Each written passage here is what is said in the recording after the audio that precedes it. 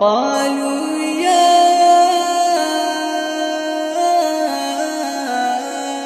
أبانا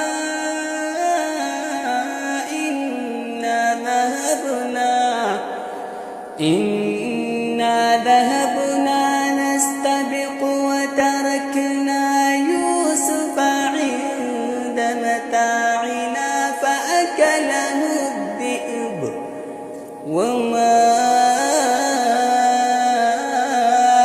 أنت بمؤمن لنا ولو كنا صادقين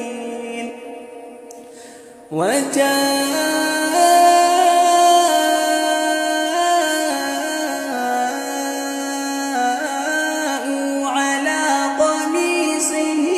بدم كذب قال بل سولت لكم أنفسكم أمرا فصبر جميل